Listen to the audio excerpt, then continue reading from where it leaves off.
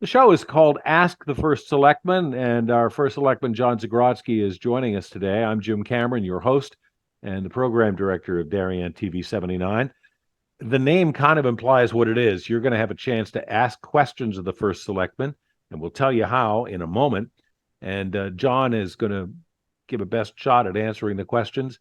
I've shared the topics with him in advance, but not the specific question.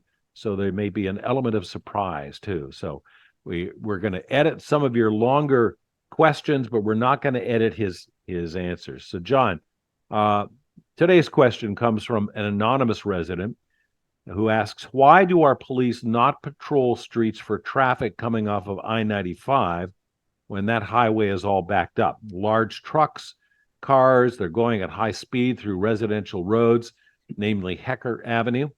Multiple neighbors have called the police department but received little or no response. That's the question. So the question of I-95 traffic bleeding onto our local roads, Hecker, the Post Road, traveling down the Roan Avenue, to get to the Poster Road, it's a problem. If there's an accident on 95 and it's backed up for miles, and we've all experienced that before, you really don't have a lot of options. And it's not just Darien, it's any town along 95 that's got Post Road access or connections to I-95. So in Darien, what they've tried to do when we have a significant amount of traffic from 95 is to take officers where they can and to put them at bottlenecks and choke points to try and help direct traffic around stoplights and to really improve the flow as best they can.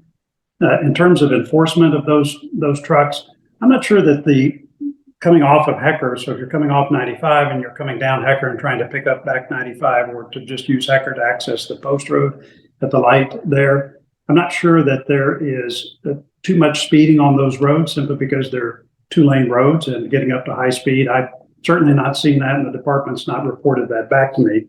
That said, I do know the department has in place a traffic enforcement division that they have beefed up recently. Just in the last week, for example, they had more than 75 different stops in 1 week and issued 50 citations for speeding and other traffic infractions. And so they're taking the enforcement of traffic rules seriously. They certainly had before, but I think are doing more so now.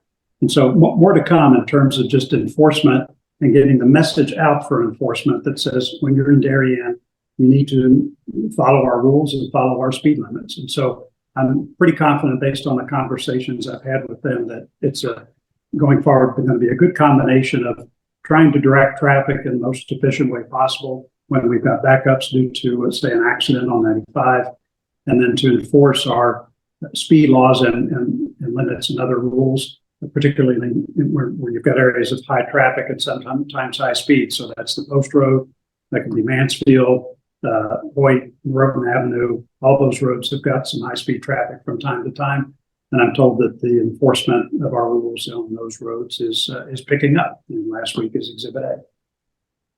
Thank you, John. If you have a question for the first selectman, send it to us by email to darientv79@gmail.com, and we'll use your question on the air as well too. Thank you again, John, and thank you, our faithful viewers. You've just seen another edition of Ask the First Selectman.